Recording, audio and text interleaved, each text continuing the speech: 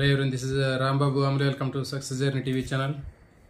ఏపీలో మెగా డిఎస్సికి సంబంధించినటువంటి బయాలజికల్ సైన్స్ ఆస్పిరెంట్స్ అందరికి కూడా హెచ్జిటికి స్కూల్ అసిస్టెంట్కి సంబంధించినటువంటి బయాలజికల్ సైన్స్, అదేవిధంగా తెలంగాణలో టెట్కి సంబంధించినటువంటి బయాలజీ ఆస్పిరెంట్స్ అందరికి కూడా బాగా ఇంపార్టెంట్ టాపిక్ అయినటువంటి అంతఃస్రావక గ్రంథులు, ఎండోక్రైన్ సిస్టమ్ గురించి ఇక్కడ డిస్కస్ చేద్దామండి. ఇది చాలా ఇంపార్టెంట్. ఈ టాపిక్ నుంచి కూడా ఖచ్చితంగా గతంలో బిట్స్ అనేవి రావడం జరిగింది. దీని గురించి మరి ఇక్కడ మనం డిస్కస్ చేసే ప్రయత్నం చేద్దాం. అంతఃస్రావక గ్రంథుల్ని వినాళ గ్రంథులు అని కూడా చెప్పడం జరుగుతుంది. ఎండోక్రైన్ గ్లాండ్స్ ని డక్టిలస్ గ్లాండ్స్ అని చెప్తారు. అంతఃస్రావక గ్రంథుల్ని వినాళ గ్రంథులు లేదా డక్టిలస్ గ్లాండ్స్ అంటారు. అసలు మన శరీరంలో గ్రంథులు అనేవి రెండు రకాలుగా ఉంటాయండి. ఏ గ్రంథులకైతే నాళాలు ఉంటాయో, ట్యూబ్స్ ఉంటాయో వాటిని నాళ గ్రంథులు అంటారు. డక్ట్ గ్లాండ్స్ అంటారు. డక్ట్స్ అంటే ట్యూబ్స్, గొట్టాలు లాంటివి. ఏ గ్రంథులకైతే గొట్టాల లాంటి నిర్మాణాలు ఉంటాయి వాటిని డక్ట్ గ్లాండ్స్, నాళ గ్రంథులు అంటారు. ఫర్ ఎగ్జాంపుల్ మన చర్మంలో స్వేద గ్రంథులు ఉన్నాయి. మరి స్వేద గ్రంథులకి అవి తయారు చేసేటటువంటి చెమట, స్వేదం అనేది బయటికి రావడానికి ఒక గొట్టం లాంటి ట్యూబ్స్ తోటి అవి స్వేద నాళాలతోటి మంచి చర్మం మీద నుంచి బయటకు వెళ్తున్నాయి. అదేవిధంగా ఇంకా మనకి కాలేయం ఉందనుకోండి. కాలేయం తయారు చేసేటటువంటి పైత్యరస నాళం ద్వారా జీర్ణ వ్యవస్థలోకి రావడం జరుగుతుంది. సో ఈ విధంగా మనకి మన శరీరంలో ఉన్నటువంటి కొన్ని గ్రంథులు తీసుకుంటే వేటికైతే నాళాలు ఉంటాయో ఆ నాళాలు ఉన్నటువంటి గ్రంథుల్ని నాళ గ్రంథులు అంటారు. ఇంకోటి లాలాజల గ్రంథులు. లాలాజల గ్రంథులు తీసుకుంటే లాలాజల గ్రంథులు లాలాజలాన్ని తయారు చేస్తాయి. తయారు చేసినటువంటి లాలాజల నాళాల ద్వారా మనకి నోట్లోకి, ఆశయకుహరంలోనికి లాలాజల స్రావం అనేది విడుదలవుతుంది. సో కాబట్టి వీటన్నిటికి కూడా నాళాలు ఉన్నాయి కాబట్టి వీటిని నాళ గ్రంథులు, డక్ట్ గ్లాండ్స్ అంటున్నారు. అయితే మన శరీరంలో మరికొన్ని గ్రంథులు ఉంటాయి, గ్లాండ్స్. మరి వాటికి ఎలాంటి డక్ట్స్, గొట్టాలు లాంటివి ఉండవు. మరి అందుకే వాటిని ఏమంటున్నారంటే డక్టిలస్ గ్లాండ్స్ అంటున్నారు. వినాళ గ్రంథులు. వినాళంలో నాళాలు లేకపోతే వాటిని వినాళ గ్రంథులు అని చెప్తారు. డక్టిలస్ గ్లాండ్స్ అంటారు వినాళ గ్రంథుల్ని. మరి ఇవి నాళాలు లేవు కదా, మరి వాటి స్రావాలు ఎక్కడికి పోతాయి, ఎలా వెళ్తాయి అనేటటువంటి దాన్ని తీసుకున్నట్లయితే వినాళ గ్రంథులకి ఎలాంటి గొట్టాలు లాంటివి ఉండవు. అవి తయారు చేసేటటువంటి స్రావాలు డైరెక్ట్గా రక్త ప్రసరణలోకి వచ్చి శరీరంలో ఏ భాగం మీద దాని యొక్క ప్రభావం చూపించాలో ఆ భాగం మీద అది ప్రభావాన్ని చూపించడం జరుగుతుంది. సో కాబట్టి ఈ విధంగా వినాళ గ్రంథుల్ని నాళరహిత గ్రంథులు అంటారు. వీటిని అంతఃస్రావక గ్రంథులు అంటారు. ఎండోక్రైన్ గ్లాండ్స్ అంటారు. ఈ అంతఃస్రావక గ్రంథులు మొత్తాన్ని కలిపి అంతఃస్రావక వ్యవస్థ, ఎండోక్రైన్ సిస్టమ్ అని చెప్పడం జరుగుతుంది. మరి అంతఃస్రావక గ్రంథులు విడుదల చేసేటటువంటి రసాయన పదార్థాలని హార్మోన్లు అంటారు. వినాళ గ్రంథులు లేదా అంతఃస్రావక గ్రంథులు విడుదల చేసేటటువంటి రసాయన పదార్థాలు ఏవైతే ఉన్నాయో వాటిని హార్మోన్లు అని పిలవటం జరుగుతుంది. మరి ఈ హార్మోన్లు అనే పేరుని ప్రతిపాదించినటువంటి శాస్త్రవేత్త స్టార్లింగ్. ఇది చాలా ఇంపార్టెంట్ అండి. గ్రీకు భాషలో మరి హార్మోన్ అంటే ఏంటి అంటే నెట్టడం అని అర్థం. చాలా ఇంపార్టెంట్, గుర్తుపెట్టుకోండి. మరి స్టార్లింగ్ అనేటటువంటి శాస్త్రవేత్త హార్మోన్ అనే పదాన్ని మొట్టమొదటిసారిగా ఉపయోగించడం జరిగింది. హార్మోన్ అనే పదాన్ని మొదటిగా ఎవరు ప్రతిపాదించారంటే స్టార్లింగ్. మరి వినాళ గ్రంథులకి ఎలాంటి గొట్టాలు, ట్యూబులు లాంటివి ఉండవు అని చెప్పాము. మరి ఇవి విడుదల చేసేటటువంటి స్రావాలు డైరెక్ట్గా నేరుగా రక్త ప్రసరణలోకి వచ్చి రక్త ప్రవాహం ద్వారా శరీరంలో ఉన్నటువంటి అన్ని అవయవాలకి అవి ప్రయాణం చేసినప్పటికీ దాని ప్రభావం ఎక్కడ చూపించాలో ఆ అవయవం మీదే దాని యొక్క ప్రభావం అనేది చూపించడం జరుగుతుంది. సో కాబట్టి ఈ విధంగా మనకి గ్రంథులు అనేవి వినాళ గ్రంథులు, నాళ గ్రంథులు అని మనం రెండు రకాలుగా చెప్పాము. ఇప్పుడు మరి మన శరీరంలో ఉన్నటువంటి వినాళ గ్రంథులు మొత్తాన్ని కూడా మనం తీసుకున్నట్లయితే ఎట్లా ఉంటాయి ఏంటి, ఈ వినాళ గ్రంథులకు సంబంధించినటువంటి ఇన్ఫర్మేషన్ మొత్తం కూడా మనం తెలుసుకుందాం. మన శరీరంలో ఉండేటటువంటి వినాళ గ్రంథుల్లో ముఖ్యమైనటువంటివి ఏంటి అంటే ఫస్ట్ పీయూష గ్రంథి, దాన్ని పిట్యూటరీ గ్లాండ్ అని చెప్తారు. ఇది మెదడు కింద ఉంటుంది. మెదడు యొక్క ఉదరతలంలో ఉండేటటువంటి గ్రంథిని పీయూష గ్రంథి లేదా పిట్యూటరీ గ్లాండ్ అంటారు. దీన్నే మాస్టర్ గ్లాండ్ అంటారు. పీయూష గ్రంథి లేదా పిట్యూటరీ గ్లాండ్ని మాస్టర్ గ్లాండ్ లేకపోతే అంతఃస్రావక గ్రంథుల యజమాని అని పిలుస్తారు. ఎందుకంటే మిగిలినటువంటి అన్ని అంతఃస్రావక గ్రంథులు దాని కంట్రోల్లో ఉండి పనిచేస్తూ ఉంటాయి. మిగిలినటువంటి అన్ని అంతఃస్రావక గ్రంథులు అన్నింటినీ కూడా దాన్ని కోఆర్డినేట్ చేసేటటువంటిది ఏది అంటే ఈ పీయూష గ్రంథి లేదా పిట్యూటరీ గ్రంథి. అంటే ఒక స్కూల్లో ఒక హెడ్ మాస్టర్ ప్రిన్సిపల్ ఏ విధంగా మిగిలిన సార్లందరినీ కోఆర్డినేట్ చేస్తుంటారు, అట్లాగే ఇవి అంతఃస్రావక గ్రంథులు అన్నింటిలో కూడా మనకి ఉన్నటువంటి పీయూష గ్రంథి లేదా పిట్యూటరీ గ్రంథి అనేది మిగిలినటువంటి అన్ని అంతఃస్రావక గ్రంథుల్ని కోఆర్డినేట్ చేస్తూ ఉంటుంది వాటి ఫంక్షనింగ్ని. అందుకని చెప్పేసి పీయూష గ్రంథి లేదా పిట్యూటరీ గ్రంథిని master gland of endocrine system అంటారు. అంతఃస్రావక గ్రంథుల యజమాని అని పిలవటం జరుగుతుంది. దాని తర్వాత గొంతు దగ్గర ఉండేటటువంటి గ్రంథి అవటు గ్రంథి. దీన్ని మనకి థైరాయిడ్ గ్లాండ్ అని చెప్పడం జరుగుతుంది. గొంతు దగ్గర ఉండేటటువంటి గ్రంథిని థైరాయిడ్ గ్లాండ్ లేదా అవటు గ్రంథి అని తెలుగులో కూడా డైరెక్ట్గా థైరాయిడ్ గ్లాండ్ అని థైరాయిడ్ గ్రంథి అని పిలుస్తూ ఉంటారు దీన్ని కూడా. తర్వాత మనకి మూత్రపిండాలు తీసుకున్నట్లయితే మూత్రపిండాల మీద ఉండేటటువంటి టోపీలాగా ఉండే నిర్మాణాలు మనకి అధివృక్క గ్రంథులు లేదా ఎండోక్రైన్ గ్లాండ్స్ అని చెప్తారు. ఈ ఎండోక్రైన్ గ్లాండ్స్ లేదా అధివృక్క గ్రంథులు అనేటటువంటివి ఒక జాత మూత్రపిండాల మీద కూడా ఉంటాయి. ఇవి తర్వాత ఉండే గ్లాండ్ తీసుకున్నట్లయితే ప్యాంక్రియాస్, క్లోమం అనేటటువంటిది కూడా అంతఃస్రావక గ్రంథిగా చెప్పవచ్చు. అయితే ఈ క్లోమానికి ఉన్నటువంటి ప్రత్యేకత ఏంటంటే మన శరీరంలో ఉన్నటువంటి గ్రంథులన్నింటిలో కూడా కేవలం ఒక గ్రంథి మాత్రమే మిశ్రమ గ్రంథిలాగా పనిచేస్తుంది.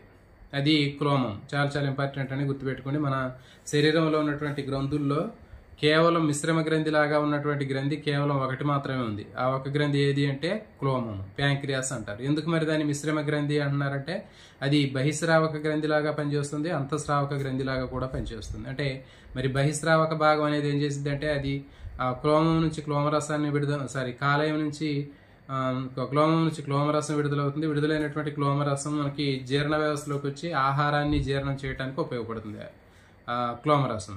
అది బహిస్రావక భాగం. మరి అంతఃస్రావక భాగం ఏం చేస్తుందంటే దీని నుంచి హార్మోన్లు అనేవి విడుదలవుతున్నాయి.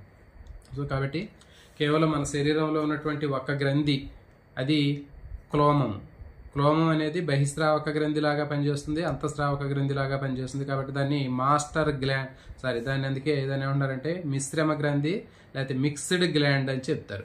సో ఇది చాలా చాలా ఇంపార్టెంట్ గుర్తుపెట్టుకుని మన శరీరంలో మిశ్రమ గ్రంథి లేదా మిక్స్డ్ గ్లాండ్ అని దేన్ని అంటారంటే క్లోమాన్ని పిలుస్తారు మనం.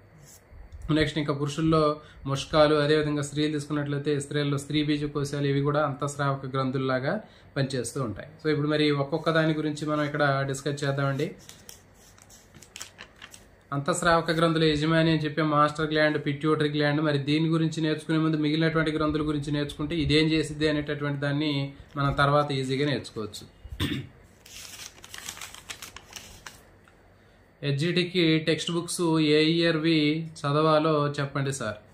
చెప్పాం కదా మనకి 9th వరకు కూడా న్యూ బుక్స్, తర్వాత 10th మాత్రం ఓల్డ్ బుక్స్ అని మనకి సజెస్టివ్ సిలబస్లో ఇవ్వటం జరిగిందండి. సో కాబట్టి 9th వరకు ఉన్నటువంటి కొత్త బుక్స్ అన్ని కూడా 9th వరకు మనకి సెమిస్టర్ వైజ్కి ఇవ్వటం జరిగింది ఏపీలో. తర్వాత 10th మాత్రం అది ఓల్డ్ బుక్, అంటే అది ఏపీలో తెలంగాణలో ఉన్నటువంటి సిలబస్ సేమ్ ఉన్నటువంటి బుక్ ఉంది. సో కాబట్టి అది 10th క్లాస్ది. 9th వరకు కూడా న్యూ బుక్సే, సెమిస్టర్ వైజ్గా ఉన్నటువంటి బుక్స్. సో ఇప్పుడు ఒక్కొక్క గ్రంథి గురించి చూద్దామండి. గొంతు దగ్గర ఉండేటటువంటి గ్రంథి థైరాయిడ్ గ్రంథి అని చెప్పాను. థైరాయిడ్ గ్లాండ్ లేకపోతే అవటు గ్రంథి అంటారు తెలుగులో. మరి ఇది అతి పెద్ద గ్రంథి, అంతఃస్రావక గ్రంథి, అంతఃత్వచం నుంచి ఏర్పడినటువంటి అతి పెద్ద గ్రంథి. గుర్తుపెట్టుకోండి, అంతఃత్వచం నుంచి ఏర్పడినటువంటి అతి పెద్ద గ్రంథి ఏది అంటే అవటు గ్రంథి. మనకి బహిస్త్వచము, అంతఃత్వచము, మధ్యత్వచం అని ఉంటాయి కదా పిండాభివృద్ధి చెందేటప్పుడు. ఆ పిండం అభివృద్ధి చెందేటప్పుడు ఉన్నటువంటి 3 పొరల బహిస్త్వచము, మధ్యత్వచం, అంతఃత్వచం మూడింట్లో కూడా మరి అంతఃత్వచం నుంచి ఏర్పడినటువంటి అతిపెద్ద గ్రంథి ఏది అంటే మనకి అవటు గ్రంథి లేదా థైరాయిడ్ గ్లాండ్. మరి ఇది మనకి నెక్ దగ్గర ఉంటుందని చెప్పిన గొంతు ప్రాంతంలో ఉండేటటువంటిది. స్వరపేటికకు 2 పక్కల ఉంటుంది. ఇది స్వరపేటికకు 2 పక్కల ఉండి హెచ్ షేప్లో కానీ లేకపోతే సీతాకోక చిలుక రెక్కల ఆకారంలో ఉంటుంది. ఇది గుర్తుపెట్టుకోండి, బిట్టు ఎట్లా ఆడడానికి అవకాశం ఉంటుంది. సీతాకోక చిలుక రెక్కల ఆకారంలో కానివ్వండి లేకపోతే హెచ్ ఆకారంలో ఉన్నటువంటి అంతఃస్రావక గ్రంథి ఏది అంటే మనకి అవటు గ్రంథి లేదా థైరాయిడ్ గ్లాండ్. గొంతు దగ్గర ఉండేటటువంటి గ్రంథి ఏది అంటే అవటు గ్రంథి లేదా థైరాయిడ్ గ్లాండ్. స్వరపేటికకు 2 పక్కల ఉండేటటువంటి గ్రంథి ఏది అంటే థైరాయిడ్ గ్లాండ్ లేదా అవటు గ్రంథి. మరి థైరాయిడ్ గ్రంథి నుంచి విడుదలయ్యేటటువంటి హార్మోన్ ఏది అంటే థైరాక్సిన్. గుర్తుపెట్టుకుంటే థైరాయిడ్ గ్లాండ్ నుంచి విడుదలయ్యేటటువంటి హార్మోన్ థైరాక్సిన్ అనేటటువంటి హార్మోన్ విడుదలవుతుంది. మరి అయితే థైరాక్సిన్కి జనరల్గా మనకి 2 రకాల పేర్లు ఉంటాయి. ట్రైఐడో టైరోనిన్ టెట్రా ఐడో టైరోనిన్ అనే 2 రకాలైనటువంటి పేర్లు ఉంటాయి మనకి థైరాక్సిన్ హార్మోన్కి. జనరల్గా ఈ టెట్రా హైడ్రో టైరోనిన్ ఏదైతే ఉందో దాన్నే టెట్రా ఐడో థైరోనిన్ ఏదైతే ఉందో దాన్నే మనం జనరల్గా థైరాక్సిన్ హార్మోన్ అని చెప్పడం జరుగుతుంది. అంటే థైరాక్సిన్ హార్మోన్లో మనకి 2 రకాలు ఉంటాయని చెప్పినాం. Triiodothyronine, tetraiodothyronine. ఈ టెట్రా ఐడో థైరోనిన్ ఏదైతే ఉందో దాన్నే మనం థైరాక్సిన్ అనే హార్మోన్ అని చెప్తున్నాం. మరి ఈ థైరాక్సిన్ హార్మోను సరిగా ప్రాపర్గా విడుదల అవ్వాలి అంటే కావాల్సినటువంటి మెటీరియల్ ఎలిమెంట్ ఏది అంటే అయోడిన్. చాలా చాలా ఇంపార్టెంట్ అండి. థైరాయిడ్ గ్రంథి నుంచి విడుదలయ్యేటటువంటి థైరాక్సిన్ హార్మోను విడుదల అవ్వాలంటే కావాల్సినటువంటి మూలకం ఏది అంటే అయోడిన్. సో మరి ఈ అయోడిన్ అనేది మనం ఎట్లా వస్తుంది అంటే మనం తినేటటువంటి టేబుల్ సాల్ట్ ఏదైతే ఉందో, ఉప్పు మనం తింటూ ఉంటాం రెగ్యులర్గా, సాల్ట్ ప్యాకెట్లు అయోడైజ్డ్ సాల్ట్ అని చెప్తూ ఉంటారు. సో ఈ అయోడైజ్డ్ సాల్ట్ ద్వారా మనకి అయోడిన్ అనేది మన శరీరంలో పోయినప్పుడు ఆ అయోడిన్ ఉపయోగించుకొని థైరాయిడ్ గ్లాండ్ థైరాక్సిన్ హార్మోన్ని తయారు చేస్తూ ఉంటుంది. మరి ఇది ఏం చేస్తుంది అనేది చూద్దాం. థైరాయిడ్ గ్లాండ్ నుంచి రిలీజ్ అయ్యేటటువంటి థైరాక్సిన్ హార్మోన్ ఏం చేస్తుంది అంటే జనరల్గా సాధారణ పెరుగుదల తర్వాత జీవక్రియలని సమన్వయం చేస్తుంది. గుర్తుపెట్టుకోండి, థైరాయిడ్ గ్లాండ్ నుంచి రిలీజ్ అయ్యేటువంటి థైరాక్సిన్ అనేటటువంటి హార్మోను జనరల్ గ్రోత్ అండ్ మెటబాలిజంని కంట్రోల్ చేస్తూ ఉంటుంది. సాధారణ పెరుగుదల తర్వాత జీవక్రియల్ని నియంత్రిస్తూ ఉంటుంది. మరి అంటే ఏంటి అంటే మరి జీవక్రియల మెటబాలిజం ఎట్లా కంట్రోల్ చేస్తుంది అంటే కణాలు ఎక్కువ మొత్తంలో ఆక్సిజన్ తీసుకొని ఎక్కువ మొత్తంలో ఏటీపీని ప్రొడ్యూస్ అయ్యేటట్లు చేస్తుంది ఇది థైరాయిడ్ గ్లాండ్ నుంచి రిలీజ్ అయ్యేటటువంటి థైరాక్సిన్. సో కాబట్టి ఇది దీనికి సంబంధించినటువంటిది గుర్తుపెట్టి, సాధారణ పెరుగుదల జీవనక్రియల్ని నియంత్రించేటటువంటి హార్మోన్ ఏది అంటే థైరాయిడ్ గ్లాండ్ నుంచి రిలీజ్ అయ్యేటటువంటి థైరాక్సిన్ అని గుర్తుపెట్టుకోండి. ఇది కణాలు ఆక్సిజన్ ఎక్కువ మొత్తంలో తీసుకుని ఏటీపీని ఎక్కువ మొత్తంలో రిలీజ్ అయ్యేటట్లుగా అది స్టిమ్యులేట్ చేయడం జరుగుతుంది. మరి థైరాక్సిన్ హార్మోన్ తక్కువైనప్పుడు ఏమవుతుంది, లేకపోతే ఎక్కువగా అయినప్పుడు ఏమవుతుందో చూద్దాం. థైరాక్సిన్ హార్మోను విడుదల అవ్వాల్సినటువంటి మొత్తం కంటే ఎక్కువ మొత్తంలో స్రవించినట్లయితే అప్పుడు దాన్ని ఏమంటారంటే హైపర్ థైరాయిడిజం అంటారు. థైరాయిడ్ గ్లాండ్ నుంచి రిలీజ్ అయ్యేటటువంటి థైరాక్సిన్ హార్మోను నార్మల్ కంటే ఎక్కువగా విడుదలైతే హైపర్ థైరాయిడిజం అని చెప్తారు. జనరల్గా గుర్తుపెట్టుకోండి, హైపర్ అంటే ఎక్కువ, హైపో అంటే తక్కువ. కాబట్టి హైపర్ థైరాయిడిజం అంటే ఏంటి అంటే థైరాయిడ్ గ్లాండ్ నుంచి విడుదలయ్యేటటువంటి థైరాక్సిన్ హార్మోను ఎక్కువ మొత్తంలో విడుదలైతే, ఎంత విడుదల అవ్వాలో అంత విడుదల కాకుండా అధిక మొత్తంలో విడుదలైనట్లయితే దాన్ని హైపర్ థైరాయిడిజం అని పిలవటం జరుగుతుంది. మరి దీంట్లో ఏంటి అంటే సిమ్టమ్స్ ఏముంటాయంటే ఎగ్జాప్థాల్మిక్ గాయిటర్, అంటే కళ్ళలో ఉండేటటువంటి కనుగుడ్లు ఉంటాయి కదా, ఆ కనుగుడ్లు అనేవి బయటికి పొడుచుకొని బయటకు వస్తాయి, బాగా బాల్స్ లాగా బయటికి కనిపిస్తూ ఉంటాయి. మనం అప్పుడు కొన్ని సినిమాల్లో మనం చూస్తూ ఉంటాం, కొంతమంది ఉంటారు మరి కనుగుడ్లు అనేవి బాగా బయటకు వచ్చి ఇట్లా కనిపిస్తూ ఉంటాయి. సో దాన్ని ఎగ్జాప్థాల్మిక్ గాయిటర్ అంటే గుర్తుపెట్టుకోండి. ఎగ్జో అంటే బయటికి, ఆప్థాల్మిక్ అంటే కళ్ళు, ఎగ్జాప్థాల్మిక్ గాయిటర్. ఇది బయటికి అంటే ఈ థైరాయిడ్ గ్లాండ్ నుంచి రిలీజ్ అయ్యేటటువంటి థైరాక్సిన్ హార్మోన్ అధిక మొత్తంలో స్రవించినప్పుడు హైపర్ థైరాయిడిజం అనేటటువంటి సిమ్టమ్స్ వస్తే దాని లక్షణం ఏంటంటే కనుగుడ్లు బయటికి రావటం, గుర్తుపెట్టుకోండి. తర్వాత ఈ అయోడిన్ డిఫిషియన్సీ వల్ల అయోడిన్ ఎప్పుడైతే తక్కువ అవుతుందో, అయోడిన్ తక్కువ అయినప్పుడు వచ్చేటటువంటి సిమ్టమ్స్ ఏంటి అంటే సింపుల్ గాయిటర్ అంటారు, హైపోథైరాయిడిజం అంటారు దాన్ని. అంటే అయోడిన్ ప్రాపర్గా సరిపోవును లేకపోతే అప్పుడు థైరాక్సిన్ హార్మోన్ విడుదల అనేది తగ్గిపోతుంది. అప్పుడు దాన్ని ఏమంటారంటే హైపోథైరాయిడిజం అంటారు. ఇంతకుముందు చెప్పింది హైపర్ థైరాయిడిజం, నార్మల్ కంటే ఎక్కువ మొత్తంలో థైరాక్సిన్ విడుదలైతే దాన్ని హైపర్ థైరాయిడిజం అన్నారు, ఎగ్జాప్థాల్మిక్ గాయిటర్. తర్వాత నార్మల్గా విడుదల అవ్వాల్సినటువంటి ఆ థైరాక్సిన్ హార్మోన్ కంటే తక్కువగా విడుదలైతే దాన్ని హైపోథైరాయిడిజం అంటారు. మరి తక్కువగా ఎందుకు విడుదలవుతుందంటే కావాల్సినటువంటి అయోడిన్ తక్కువగా అందుబాటులో ఉన్నప్పుడు, మనం తినేటటువంటి ఫుడ్లో అయోడిన్ సరిగా లేకపోతే, సఫిషియెంట్గా అయోడిన్ లేకపోతే అప్పుడు ఆ థైరాక్సిన్ హార్మోను నార్మల్గా విడుదల అవ్వాల్సినటువంటి క్వాంటిటీ కంటే తగ్గిపోతుంది.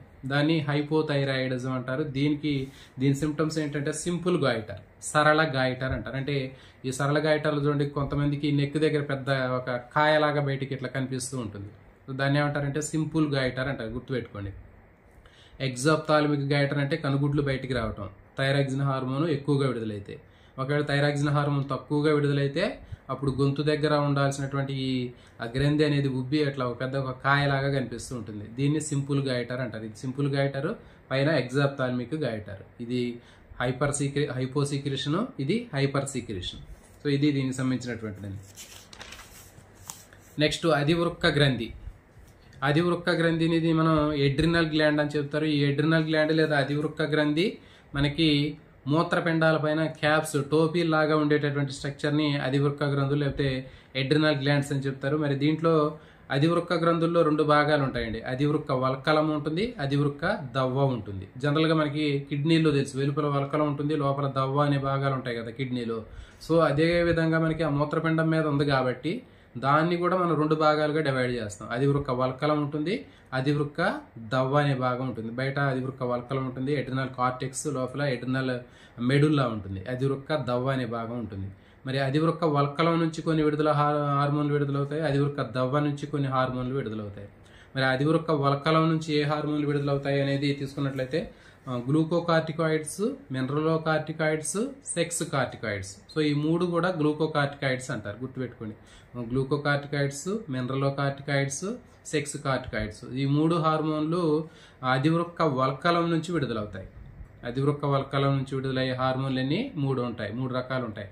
Glucocorticoids, mineralocorticoids, sex corticoids. So ఈ 3 కూడా అధివృక్క వల్కలం నుంచి విడుదలవుతున్నాయి. అధివృక్క వల్కల హార్మోన్లు అని చెప్తారు. నెక్స్ట్ అధివృక్క దవ్వ. అధివృక్క గ్రంథుల లోపలి భాగాన్ని అధివృక్క దవ్వ అని చెప్తారు. మరి ఈ అధివృక్క దవ్వలో మనకి 2 రకాలైనటువంటి హార్మోన్లు విడుదలవుతాయి. ఎపినెఫ్రిన్, నార్ ఎపినెఫ్రిన్, లేకపోతే ఎడ్రినలిన్, నార్ ఎడ్రినలిన్. సో ఈ గుర్తుపెట్టుకోండి, ఖచ్చితంగా వీటి మీద బిట్లు కూడా కొంచెం ఎక్కువ డెప్త్గా అడిగినప్పుడు ఇలాంటివి అడగడానికి అవకాశం ఉంటుంది. అధివృక్క వల్కలం అనే భాగం ఉంటుంది బయట అధివృక్క గ్రంథిలో, లోపల అధివృక్క దవ్వ అనే భాగాలు ఉంటాయి. అధివృక్క వల్కలంలో 3 రకాలైనటువంటి హార్మోన్లు విడుదలవుతాయి. Glucocorticoids, mineralocorticoids, sex corticoids. ఈ 3 కూడా అధివృక్క వల్కలం నుంచి విడుదలయ్యే హార్మోన్లు. అధివృక్క దవ్వ నుంచి విడుదలయ్యేటటువంటి హార్మోన్లు తీసుకున్నట్లయితే ఎపినెఫ్రిన్, నార్ ఎపినెఫ్రిన్. వీటికి ఇంకో పేర్లు ఉంటాయి, ఎడ్రినలిన్, నార్ ఎడ్రినలిన్. సో ఈ విధంగా మనకి 2 పేర్లు అనేవి ఉంటాయి. మరి అయితే చూడండి, అధివృక్క దవ్వ నుంచి విడుదలయ్యేటటువంటి హార్మోన్లు ఏవైతే ఉన్నాయో ఎపినెఫ్రిన్, నార్ ఎపినెఫ్రిన్, ఎడ్రినలిన్, నార్ ఎడ్రినలిన్, వీటిని ఫైట్ ఆర్ ఫ్లైట్ హార్మోన్స్ అంటారు. ఎడ్రినల్ గ్లాండ్స్ నుంచి రిలీజ్ అయ్యేటటువంటి ఎడ్రినలిన్ లేదా ఈ హార్మోన్ ఏం చెప్తున్నానంటే ఎపినెఫ్రిన్ లేకపోతే నార్ ఎపినెఫ్రిన్, ఎడ్రినలిన్, నార్ ఎడ్రినలిన్. వీటిని అత్యవసర హార్మోన్లు, ఎమర్జెన్సీ హార్మోన్ అని చెప్తారు వీటిని. ఎడ్రినలిన్, నార్ ఎడ్రినలిన్, ఎపినెఫ్రిన్, నార్ ఎపినెఫ్రిన్. అయితే మనకి టెక్స్ట్ బుక్లో ఓన్లీ ఎడ్రినలిన్ అని ఉంటుంది. ఎడ్రినలిన్ అయినా కావచ్చు, లేకపోతే ఎపినెఫ్రిన్ అయినా కావచ్చు. తర్వాత నార్ ఎడ్రినలిన్, నార్ ఎపినెఫ్రిన్. సో వీటిని ఏమంటారు అంటే అత్యవసర hormone, emergency hormone, fight or flight hormone అని చెప్తారు. ఎందుకు ఫైట్ ఆర్ ఫ్లైట్ హార్మోన్ అని చెప్తున్నారంటే కొన్ని ఎమర్జెన్సీ సిచ్యువేషన్స్లో, కొన్ని సిచ్యువేషన్స్లో మనం కొన్ని సందర్భాల్లో ఒక సిచ్యువేషన్ మనం ఫేస్ చేయాల్సి వచ్చినప్పుడు మనం ఆ ఎదురు తిరిగి ఆ సిచ్యువేషన్ని ఫేస్ చేయగలుగుతాం, లేకపోతే ఆ సిచ్యువేషన్ నుంచి ఎస్కేప్ అయి దూరంగా పరిగెడతాం. సో దాన్ని ఏమంటారంటే ఫైట్ ఆర్ ఫ్లైట్ హార్మోన్ అంటున్నారు. అందుకే అంటే పోరాట లేదా పలాయన హార్మోన్ అంటారు తెలుగులో. అంటే ఎదురు తిరిగి పోరాడగలుగుతాం, లేకపోతే తప్పించుకొని పారిపోతూ ఉంటాం. అంతేందుకు ఫర్ ఎగ్జాంపుల్ కొన్ని ఎగ్జాంపుల్ మనం డిస్కస్ చేస్తే ఈజీగా అర్థమవుతుంది. చూడండి, ఫర్ ఎగ్జాంపుల్ ఎవరికైనా ఒక పాము దారిలో కనిపించింది అనుకోండి. మరి కనిపించినప్పుడు అతను ఏం చేస్తాడు, కొంతమంది ఆ పాము మీద ఎదురు తిరిగి కర్రతోటి దాన్ని కొట్టి చంపుతూ ఉంటారు. దాన్ని అంటే పోరాటం చేస్తాడు. లేకపోతే మరి కొంతమంది ఏం చేస్తారు, దాన్ని చూసి భయపడి పారిపోతారు, మనకెందుకులే అని చెప్పేసి. సో కాబట్టి ఈ విధంగా పోరాట లేదా పలాయన అంటే ఆ సిచ్యువేషన్ మనం ఫేస్ చేయవచ్చు, లేకపోతే ఎస్కేప్ అయి దూరంగా పోవచ్చు. ఒక పెద్ద పులి ఎదురైంది అనుకోండి, మరి ఆ పెద్ద పులి ఎదురైనప్పుడు మన పరిస్థితి ఎట్లా ఉంటుంది, మ్యాక్సిమం దాని మీద ఎవరు పోరాటం చేయాలనుకోరు, దాని నుంచి తప్పించుకోవాలని చూస్తారు. సో కాబట్టి అట్లా ఎస్కేప్ అవటం జరుగుతుంది. అంతేందుకు కోతులు కూడా ఉంటాయండి. ఈ మధ్య బాగా ఎక్కువగా మా స్కూళ్ళల్లో కూడా కోతులు ఎక్కువగా తిరుగుతూ ఉంటాయి, పిల్లల్ని కూడా బాగా ఇబ్బంది పెడుతూ ఉంటాయి. అయితే పిల్లల్లో కొంతమంది ఏం చేస్తుంటారంటే ఆ కోతులు వచ్చినప్పుడు కొంతమంది భయపడిపోతూ ఉంటారు. కోతులు కూడా అవి కూడా మన భయపెడుతూ ఉంటాయి. ఆ సిచ్యువేషన్లో అవి వెంటబడుతూ ఉంటాయి కూడా. కొంతమంది పిల్లలు పరిగెత్తి పారిపోతూ ఉంటారు. కానీ కొంతమంది పిల్లలు ఏం చేస్తుంటారంటే రాళ్ళు తీసుకొని, కర్రలు తీసుకొని వాటికి బాగా ఎదురుగా దగ్గరికి పోయి వాటి మీద అసలు బాగా ఎదురు తిరిగి కొడుతూ ఉంటారు వాటిని. సో కాబట్టి ఏంటి అంటే అక్కడ మరి అతను పోరాటం చేస్తారు పిల్లవాడు, దానికి ఎదురు తిరిగినప్పుడు అది ఎస్కేప్ అయిపోద్ది. కానీ కొన్ని సందర్భాల్లో పిల్లలు ఏం చేస్తారంటే మన చేతిలో ఏం కర్ర కానీ ఏదైనా లేనప్పుడు అది వెంటబడినప్పుడు మనం పరిగెత్తిపోతూ ఉంటాం, ఎస్కేప్ అవుతాం. సో కాబట్టి ఈ విధంగా పోరాట లేదా పలాయన హార్మోన్ అని ఎడ్రినలిన్ అని చెప్తారు. సో ఇది చాలా చాలా ఇంపార్టెంట్ అండి. మరి ఇంకొకటి సిచ్యువేషన్ ఏంటంటే ఎడ్రినలిన్ హార్మోన్ విడుదలైనప్పుడు మన బాడీ లాంగ్వేజ్ ఎట్లా ఉంటుంది అనేది ఒకసారి మనం చూద్దాం. అంటే ఈ ఎడ్రినలిన్ అనే హార్మోన్ ఎప్పుడు రిలీజ్ అవుతుందంటే గుర్తుపెట్టుకున్నాం కదా, ఇప్పుడు ఎలాంటి ఏదైనా జంతువులు ఎదురైనప్పుడు కానివ్వండి మన ఎడ్రినలిన్ హార్మోన్ అనేది ఎక్కువ మొత్తంలో విడుదలైంది. ఆ సిచ్యువేషన్స్లో మన బాడీ లాంగ్వేజ్ ఎట్లా ఉంటుందంటే హార్ట్ బీట్ పెరిగిపోయింది, పల్స్ రేట్ పెరుగుతుంది, ఇంకా స్కిన్ మొత్తం కూడా సెన్సిటివ్గా తయారవుతుంది, గూస్ బంప్స్ వస్తాయి, ఇంకా మనకి స్వెట్టింగ్ వస్తుంది. సో ఇవి ఈ రకమైనటువంటి సిమ్టమ్స్ ఉంటాయి. తర్వాత బీపీ పెరుగుతుంది, ఇంకా బాగా క్రిటికల్గా పొజిషన్ ఉంటే 1, 2 కూడా అక్కడే కంప్లీట్ అయిపోతాయి. సో కాబట్టి ఈ విధంగా మనకి ఎడ్రినలిన్ లేదా ఎపినెఫ్రిన్ అనేటటువంటి హార్మోన్ తీసుకున్నట్లయితే ఈ హార్మోన్ అనేటటువంటిది మనకి పోరాట లేదా పలాయన hormone, fight or the flight hormone, emergency hormone అంటారు. చాలా చాలా ఇంపార్టెంట్ అండి. ఇది ఎక్కువగా ఇట్లాంటి బిట్లు కూడా అడగడానికి అవకాశం ఉంటుంది. నెక్స్ట్ దీని తర్వాత ప్యాంక్రియాస్, క్లోమాన్ని మిశ్రమ గ్రంథి అని చెప్పామండి. మరి ప్యాంక్రియాస్ లేదా క్లోమాన్ని మిశ్రమ గ్రంథి అంటారు. ఇది ఒక బహిస్రావక గ్రంథి లాగా పనిచేస్తుంది, అంతఃస్రావక గ్రంథి లాగా పనిచేస్తుంది, రెండిట్లాగా పనిచేస్తుంది. కాబట్టి దీన్ని మిక్స్డ్ గ్లాండ్ లేదా మిశ్రమ గ్రంథి అంటారు. బిట్టికి కూడా అడగవచ్చు. మన శరీరంలో ఉన్నటువంటి అంతఃస్రావక గ్రంథుల్లో మిశ్రమ గ్రంథి లాగా పనిచేసేటటువంటి గ్రంథి ఏది అంటే మనకి ఇది క్లోమం, ప్యాంక్రియాస్ చెప్పాం మనం ఆల్రెడీ కూడా. ఈ క్లోమం నుంచి క్లోమరసం అనేది విడుదలవుతుంది. ఈ క్లోమరస నాళం ద్వారా ఇది జీర్ణ వ్యవస్థలోకి వచ్చి మనం తినేటటువంటి ఆహారాన్ని జీర్ణం చేస్తుంది. ట్రిప్సిన్ అమైలేజ్ లైపేజ్ అనే ఎంజైమ్స్ ఉంటాయి మనకి క్లోమరసంలో. సో కాబట్టి ఈ విధంగా మనం తినేటటువంటి ఆహారాన్ని జీర్ణం చేసేది ప్యాంక్రియాస్ నుంచి రిలీజ్ అయ్యేటటువంటి ప్యాంక్రియాటిక్ జ్యూస్ క్లోమరసము. మరి ఇది నాళాల ద్వారా వస్తుంది కాబట్టి నాళ భాగం. అయితే దీంట్లో అక్కడక్కడ కొన్ని లాంగర్హాన్స్ అనేటటువంటి సైంటిస్టు ఈ క్లోమం మీద పరిశోధన చేసేటప్పుడు దాంట్లో బహిస్రావక భాగంతో పాటు అక్కడక్కడ కొన్ని ఐలెట్స్ లాగా, కొన్ని దీవుల్లాగా కనిపించినటువంటి స్ట్రక్చర్స్ కనిపించినట్టు డిఫరెంట్గా ఉన్నాయి. ఇవేంటి డిఫరెంట్గా ఉన్నాయని చెప్పేసి అతను దాని మీద రీసెర్చ్ చేశాడు. మరి ఆ భాగాలు అనేవి డైజెస్టివ్ సిస్టమ్ తోటి సంబంధం లేదు, అంటే ఎలాంటి జీర్ణరసాలు అనేది విడుదల చేయట్లా. మరి ఇదేం చేస్తుంది ఏంటి అని దాని మీద ఇంకెక్కువ రీసెర్చ్ చేసినప్పుడు దాని నుంచి ఒక హార్మోన్ అనేది విడుదలవుతుంది అనేటటువంటి విషయాన్ని అతను కనుక్కోవటం జరుగుతుంది. మరి దాని నుంచి వచ్చినటువంటి హార్మోను ఇన్సులిన్ అనే హార్మోను అని పేరు పెట్టడం జరిగింది. ఇన్సులిన్ అనే హార్మోను ప్యాంక్రియాస్ క్లోమం నుంచి విడుదలవుతుంది. ఇన్సులా అనేటటువంటిది ఏంటంటే ఒక లాటిన్ పదం అండి. ఇన్సులా అనేటటువంటిది ఒక లాటిన్ పదం నుంచి వచ్చింది అది. మరి దానికి లాటిన్ భాషలో ఇన్సులా అంటే ఏంటంటే ఐలెట్స్ అంటారు, అంటే దీవులు. మనకి సముద్రంలో అక్కడక్కడ దీవుల్లాగా ఐలాండ్స్ ఎట్లా కనిపిస్తుంటాయో అట్లాగా మనకి దీవుల్లాగా ఉన్నటువంటి ఐలెట్స్ లాగా కనిపిస్తూ ఉంటాయి ఇవి క్లోమంలో. సో కాబట్టి వీటిని లాంగర్హాన్స్ అనేటటువంటి సైంటిస్ట్ కనుక్కున్నాడు. కాబట్టి ఈ పుటికల్ లాంటి నిర్మాణాలు అతని పేరు మీద వీటిని ఐలెట్స్ ఆఫ్ లాంగర్హాన్స్ అని చెప్తున్నారు. లాంగర్హాన్ పుటికల్ అంటారు. ఈ లాంగర్హాన్ పుటికల్ అనేటటువంటివి అంతఃస్రావక భాగానికి సంబంధించినవి. ఇవేం చేస్తాయంటే అంతఃస్రావక భాగానికి సంబంధించి కొన్ని హార్మోన్లు ఇవి విడుదల చేస్తూ ఉంటుంది. ఇన్సులిన్, గ్లూకగాన్ అనేటటువంటి హార్మోన్లు మనకి ఈ క్లోమలో ఉన్నటువంటి ఐలెట్స్ ఆఫ్ లాంగర్హాన్స్ నుంచి విడుదల చేస్తూ ఉంటాయి. గుర్తుపెట్టుకోండి.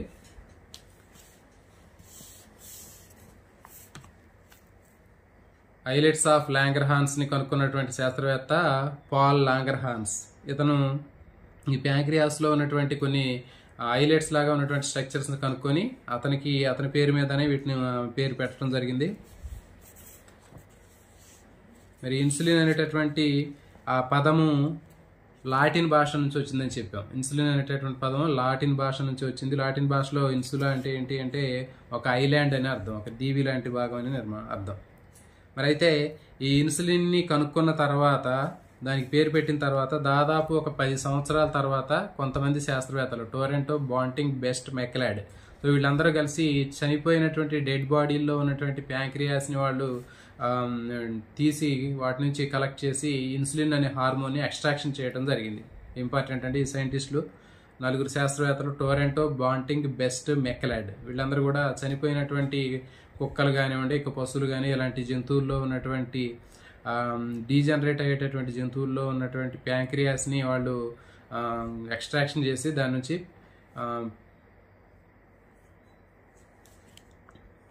ఇన్సులిన్ అనేటటువంటి హార్మోన్ని తయారు చేయడం జరిగింది. ఇది ఇంపార్టెంట్. నెక్స్ట్ వచ్చి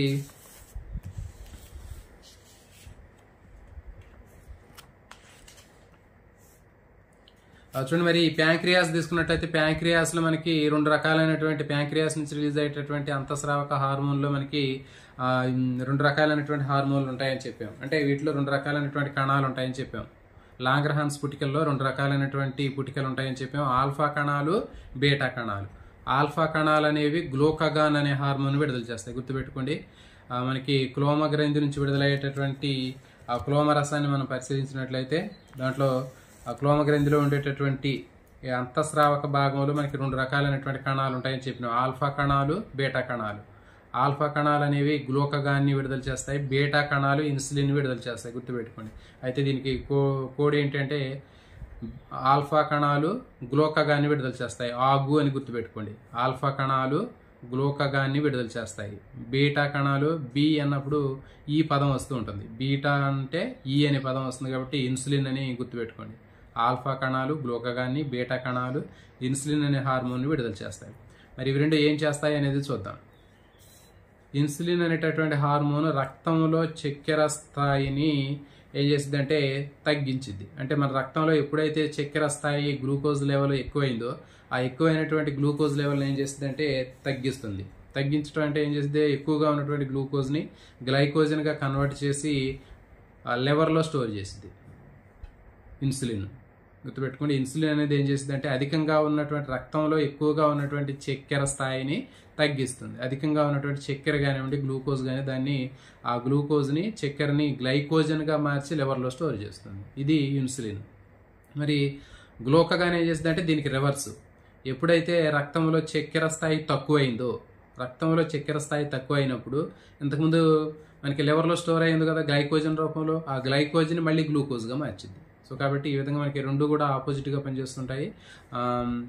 ఇన్సులిన్ అనేది ఎక్కువగా రక్తంలో ఉన్నటువంటి గ్లూకోజ్ని గ్లైకోజన్గా మార్చి లివర్లో స్టోర్ చేస్తే, గ్లూకగాన్ ఏం చేస్తుందంటే ఎప్పుడైతే రక్తంలో గ్లూకోజ్ లెవెల్ తగ్గువైందో ఆ ఎక్కువగా ఉన్నటువంటి గ్లైకోజన్ నుంచి గ్లూకోజ్గా కన్వర్ట్ చేస్తుంది. సో కాబట్టి ఇవి రెండు కూడా ఒకదానికొకటి వ్యతిరేకంగా పనిచేయడం వల్ల రక్తంలో ఉండాల్సినటువంటి గ్లూకోజ్ అనేది నార్మల్ లెవెల్లో ఉంటుంది.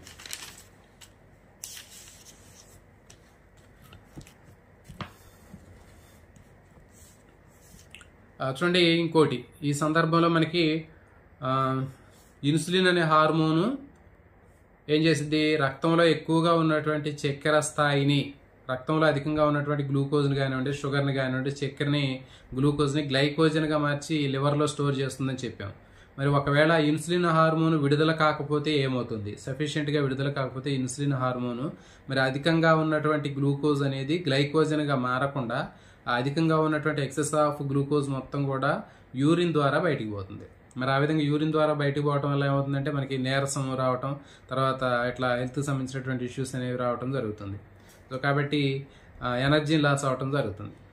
కాబట్టి దీన్ని డయాబెటీస్ మిల్లిటస్ అంటారు. డయాబెటీస్ మిల్లిటస్ అంటారు. గుర్తుపెట్టుకుంటే డయాబెటీస్ ఇన్సిపిడస్ అనేది ఇంకొకటి ఉంటుంది, అది కూడా ఎండోక్రైన్ గ్లాండ్స్కి సంబంధించింది. Diabetes insipidus, diabetes mellitus. ఇది డయాబెటీస్ మిల్లిటస్ అనేది షుగర్ వ్యాధికి సంబంధించింది. డయాబెటీస్ ఇన్సిపిడస్ అనేది వాసోప్రెసిన్ హార్మోన్కి సంబంధించింది. వాసోప్రెసిన్ హార్మోన్ సరిగా ప్రాపర్గా రిలీజ్ కాకపోతే కిడ్నీలో ఉన్నటువంటి కలెక్టింగ్ డక్ట్స్ ఏవైతే ఉన్నాయో, నెఫ్రాన్లో ఉన్నటువంటి సంగ్రహణ నాళాలు అవి ఎక్కువ మొత్తంలో వాటర్ని రీఅబ్జార్ప్షన్ చేయకపోవడం వల్ల అధిక మొత్తంలో వాటర్ అనేది బయటికి పోవడం జరుగుతుంది. సో అది అక్కడ ఆ టాపిక్ వచ్చినప్పుడు చేద్దాం. ఇక్కడ మనం గుర్తుపెట్టుకోవాల్సింది ఏంటంటే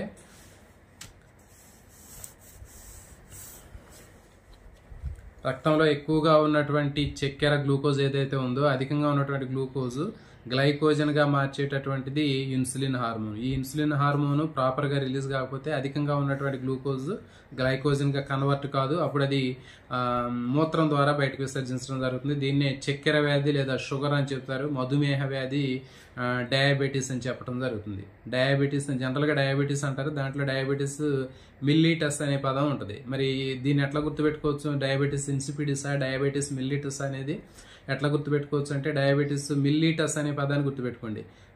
అంటే ఏంటి, ఈట్ అనే పదం ఉంది దాంట్లో. ఈట్ అజ్ అంటే ఏంటి, మనం తింటున్నాం. ఏం తింటాం, జనరల్గా మనం షుగర్ తింటాం, చక్కెర తింటాం. సో కాబట్టి అట్లా గుర్తుపెట్టుకోండి, చాలా ఈజీగా ఉంటుంది, కోడ్ కన్ఫ్యూజ్ కాకుండా ఉంటుంది. డయాబెటీస్ మిల్లిటస్, మళ్ళీ మిల్లీటస్ అంటే మళ్ళీ ఈటస్, మళ్ళీ తిన్నాము అని గుర్తుపెట్టుకోండి. అంటే కొంతమంది ఏం చేస్తుంటారు, చక్కెర కనిపిస్తుంటే మళ్ళీ మళ్ళీ తీసుకుని తింటూ ఉంటారు. సో కాబట్టి అట్లా గుర్తుపెట్టుకోండి. డయాబెటీస్ మిల్లీటస్, ఈటస్ అనే పదాన్ని గుర్తుపెట్టుకోండి. అంటే చక్కెరను తినటం అంటే ఏంటంటే షుగర్కి సంబంధించింది.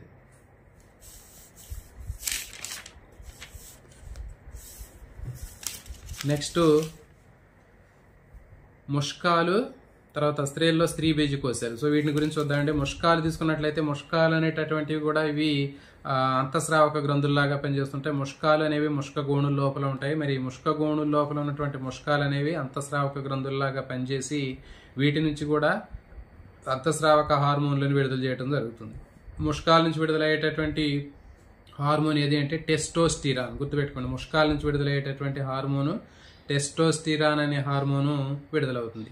ఈ హార్మోన్ అనేది ఏం చేస్తుందంటే అబ్బాయిల్లో కౌమార దశకు రాగానే ద్వితీయ లైంగిక లక్షణాలని అభివృద్ధి చేయటం, తర్వాత పురుష ప్రతిపత్తి వ్యవస్థని అభివృద్ధి చేయటం, ఇట్లాంటివి చూస్తూ ఉంటుంది. ఇది టెస్టోస్టిరాన్. గుర్తుపెట్టుకోండి, ఆ ముష్కాల నుంచి విడుదలయ్యేటటువంటి హార్మోన్ టెస్టోస్టిరాన్ అంటారు. ఈ టెస్టోస్టిరాన్ హార్మోన్ వలన సెకండరీ సెక్సువల్ క్యారెక్టర్స్ డెవలప్ అవడం, తర్వాత రిప్రొడక్టివ్ సిస్టమ్ డెవలప్ అవడం అనేది జరుగుతుంది.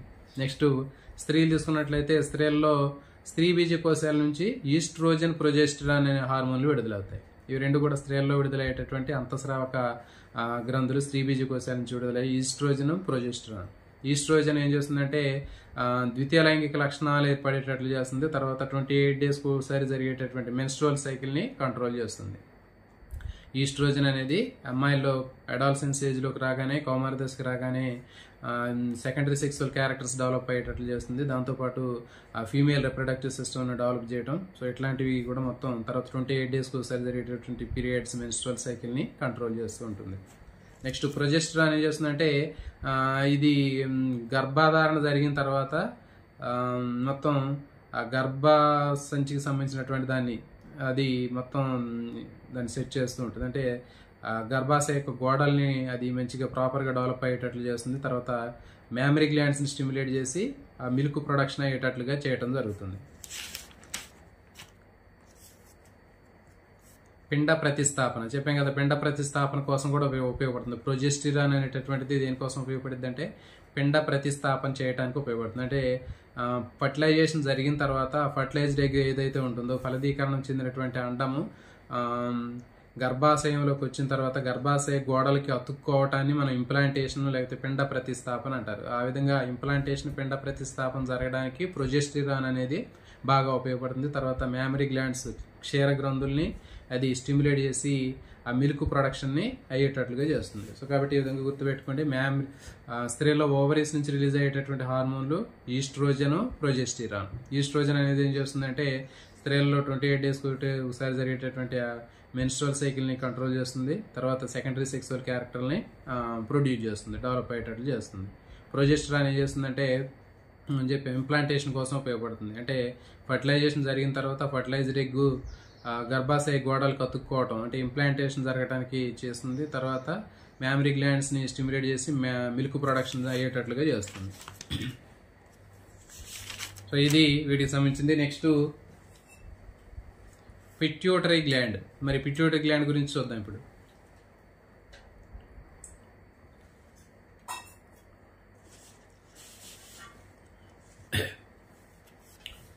పిట్యూటరీ గ్రంథి లేదా పీయూష గ్రంథిని మాస్టర్ గ్లాండ్ అంటారు. చెప్పే మనం మాస్టర్ గ్లాండ్ లేకపోతే అంతఃస్రావక గ్రంథుల యజమాని అని చెప్తారు. ఇది మెదడుకి అడుగు భాగంలో ఉంటుంది. అంటే మెదడు యొక్క, ఫర్ ఎగ్జాంపుల్ ఇది మెదడు అనుకుంటే మెదడు యొక్క ఉదరతలంలో వెంట్రల్ సైడ్లో ఇది కనిపిస్తుంటుంది. తర్వాత ఇది సెల్లా టర్సికా అనేటటువంటి గుంటలో ఉంటుంది. ఒక ఎముక గుంటలాగా ఉన్నటువంటి దాంట్లో కనిపిస్తూ ఉంటుంది. ఇది వచ్చిన బఠానీ గింజ సైజులో ఉంటుంది.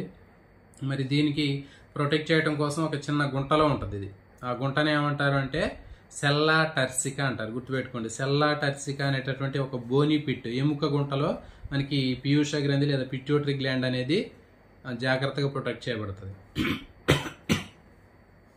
పీయూష గ్రంథి లేదా పిట్యూటరీ గ్లాండ్లో మనకి 3 భాగాలు ఉంటాయండి. Adenohypophysis, neurohypophysis. తర్వాత రెండింటికి మధ్యలో 3 భాగాలు ఉంటాయని చెప్పాం. పూర్వలంబిక, పరలంబిక, అంతర్మధ్య లంబిక. Adenohypophysis, neurohypophysis, pars intermedia, ఇట్లా 3 భాగాలు ఉంటాయి. పీయూష గ్రంథి లేదా పిట్యూటరీ గ్రంథిలో 3 భాగాలు ఉంటాయి. పూర్వలంబిక, పరలంబిక, అంతర్మధ్యలంబిక. వీటిని ఇంగ్లీష్లో కూడా అడుగుతారు. ఎడినో హైపోపైసిస్, న్యూరో హైపోపైసిస్, ఈ రెండింటికి మధ్యలో పార్స్ ఇంటర్మీడియా అంటారు. ఇప్పుడు ఒక్కొక్క దాని గురించి చూద్దాం. ఎడినో హైపోపైసిస్ కొన్ని హార్మోన్ విడుదల చేస్తుంది. నెక్స్ట్ న్యూరో హైపోపైసిస్ కొన్ని హార్మోన్లు విడుదల చేస్తుంది. నెక్స్ట్ పార్స్ ఇంటర్మీడియా మధ్యలంబిక నుంచి కొన్ని హార్మోన్లు విడుదలవుతాయి. వీటిని గురించి చూద్దాం. పోరాలంబిక నుంచి విడుదలయ్యేటటువంటి హార్మోన్లు తీసుకున్నట్లయితే గ్రోత్ హార్మోన్ ఫస్ట్. పీయూష గ్రంథి పూర్వాలంబిక నుంచి విడుదలయ్యేటటువంటి హార్మోన్లు ముఖ్యమైనది జీహెచ్ అంటారు. దీన్ని గ్రోత్ హార్మోన్ అంటారు. దీన్ని పెరుగుదల హార్మోన్ అంటారు. ఈ హార్మోన్ మరి నార్మల్గా రిలీజ్ అయినట్లయితే మనకి ప్రాపర్గా అసలు మనం నార్మల్గా ఒక సగటు మనిషి ఎంత ఎత్తు ఉండాలో అంత ఎత్తు ఉండటం జరుగుతుంది. మరి ఈ హార్మోన్ ఒకవేళ విడుదల అవ్వాల్సినటువంటి స్థాయి కంటే తక్కువగా విడుదలైనా కానివ్వండి, లేకపోతే ఎక్కువగా విడుదలైనా కానీ మనకి కొన్ని దీనికి సంబంధించినటువంటి డిఫిషియన్సీ సంబంధించినటువంటి డిజార్డర్స్ అనేవి కనిపిస్తుంటాయి. అవి ఏంటని చూద్దాం. తక్కువగా విడుదలైనట్లయితే పీయూష గ్రంథి నుంచి గ్రోత్ హార్మోన్ తక్కువగా విడుదలైనట్లయితే మరుగుజ్జులు అనేటటువంటి వాళ్ళు రావటం జరుగుతుంది. అంటే డ్వార్ఫిజం అనేటటువంటి డిజార్డర్ కనిపిస్తూ ఉంటుంది. మనకి మరుగుజ్జులు అంటారు. మనకి టీవీలో కూడా చాలా మంది చూస్తుంటాం మనం. ఫర్ ఎగ్జాంపుల్ జబర్దస్త్లో చూస్తే నరేష్ కనిపిస్తూ ఉంటాడు. తర్వాత ఇంకా మనకి ఇంకా 2-3 క్యారెక్టర్లు కూడా చిన్న చిన్న వాళ్ళు కనిపిస్తూ ఉంటారు. సో మరి వీళ్ళు ఏంటి అంటే పీయూష గ్రంథి నుంచి విడుదలయ్యేటటువంటి పూర్వగ్రంథి నుంచి విడుదలయ్యేటటువంటి గ్రోత్ హార్మోన్ పెరుగుదల హార్మోన్ అనేది ప్రాపర్గా విడుదల అవ్వాల్సినటువంటి దానికంటే తక్కువగా విడుదలైతే లో సీక్రెషన్ జరిగితే వీళ్ళు కేవలం 2-3 అడుగులు మాత్రమే ఉంటారు వీళ్ళు. సో కాబట్టి ఇది మరుగుజ్జుతనం అంటారు. వీళ్ళు డ్వార్ఫిజం, మరుగుజ్జులు అని చెప్తారు. మరి అధిక స్రావం జరిగినట్లయితే పీయూష గ్రంథి నుంచి విడుదలయ్యేటటువంటి పూర్వాలంబిక నుంచి విడుదలై గ్రోత్ హార్మోన్ నార్మల్ కంటే ఎక్కువ మొత్తంలో రిలీజ్ అయితే దాన్ని హైపర్ సీక్రేషన్ అంటారు. హై సీక్రేషన్ లేదా హైపర్ సీక్రేషన్ అని చెప్పాము. మరి దీనికి కారణం ఏంటో, ఇది దేనికి దారితీస్తుంది అంటే జైగాంటిజం అంటారు. అతి దీర్ఘకాయం అంటారు, జైగాంటిజం అంటారు. మరి ఈ జైగాంటిజం వల్ల ఏంటంటే నార్మల్గా ఉండాల్సినటువంటి వ్యక్తి కంటే జనరల్గా అంటే మ్యాక్సిమం 7 ఫీట్స్ హైట్ ఉంటారు. మరి వీళ్ళు ఇంకా 8 to 9 ఫీట్స్ హైట్ ఉంటారు. ఇలాంటి వాళ్ళు బయట చాలా వాళ్ళకి ఇబ్బంది కూడా అనిపిస్తుంది. అంటే ఫర్ ఎగ్జాంపుల్ అలాంటి వాళ్ళు బస్సుల్లో ఎక్కాలన్నా కానీ ఇబ్బందిగా ఉంటుంది. ఇంట్లో రావాలన్నా, ఏదైనా బైక్ డ్రైవింగ్ చేయాలన్నా దేనికైనా వాళ్ళకి ఇబ్బందిగా ఉంటుంది. సో కాబట్టి వీళ్ళు అతి దీర్ఘకాయత్వం అంటారు, లేకపోతే జైగాంటిజం అంటారు. దీన్ని గుర్తుపెట్టుకోండి. అతి కాయత లేకపోతే జైగాంటిజం అంటారు. వీళ్ళు 7 అడుగుల నుంచి 9 అడుగుల హైట్ ఉంటారు. పీయూష గ్రంథి నుంచి విడుదలయ్యేటటువంటి పెరుగుదల హార్మోన్, గ్రోత్ హార్మోన్ అధిక మొత్తంలో విడుదలైతే వీళ్ళు ఎక్కువగా పెరుగుదల జరుగుతుంది. అంటే వీళ్ళు బోన్స్ బాగా ఆ హార్మోన్ వల్ల ఏమవుతుందంటే కాళ్ళు చేతుల్లో ఉండేటటువంటి బోన్స్ ఎక్కువగా ఎలాంగేట్ అవుతాయి. పొడవు కావటం వల్ల వాళ్ళు ఎక్కువ హైట్ అనేది 9 ఫీట్స్ వరకు రీచ్ అవుతారు. ఇది మనకి పీయూష గ్రంథి పూర్వాలంబిక నుంచి రిలీజ్ అయ్యేటటువంటి దాంట్లో మొదటిది గ్రోత్ హార్మోన్ అని చెప్పాము. దాని తర్వాత thyroid stimulating hormone. Thyroid gland అంటే గొంతు దగ్గర ఉండేటటువంటి థైరాయిడ్ గ్లాండ్ని స్టిమ్యులేట్ చేసేటటువంటి hormone thyroid stimulating hormone, TSH అంటారు.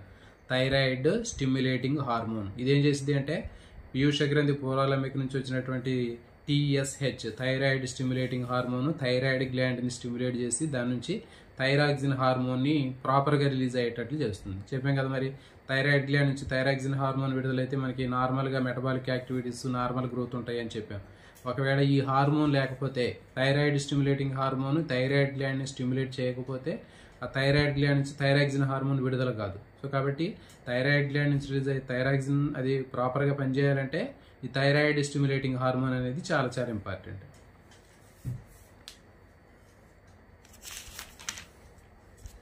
నెక్స్ట్ తర్వాత ACTH థైరాయిడ్ మనకి పీయూష గ్రంథి పూర్వాలంబిక నుంచి విడుదలయ్యేటటువంటి హార్మోన్లో మనకి గ్రోత్ హార్మోన్ అని చెప్పాం. తర్వాత థైరాయిడ్ స్టిమ్యులేటింగ్ హార్మోన్ TSH అని చెప్పాం. తర్వాత ACTH adrenocorticotropic hormone next hormone. ACTH అంటే ఎడ్రినో కార్టికోట్రోపిక్ హార్మోన్. ఇదేం చేసింది అంటే పేరులోనే ఉంది, ఎడ్రినో కార్టికోట్రోపిక్. ట్రోపిక్ హార్మోన్ అంటే ఏంటి? స్టిమ్యులేట్ చేసేవి.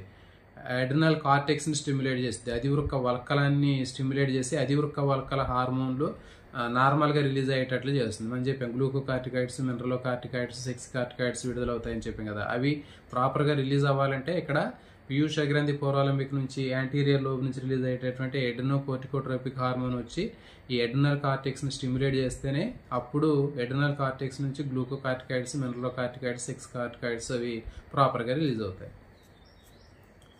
తర్వాత ప్రొలాక్టిన్, ఇంకొక హార్మోన్ ఏంటంటే పీయూష గ్రంథి పూర్వాలంబిక నుంచి వచ్చేటటువంటి హార్మోన్ ప్రొలాక్టిన్.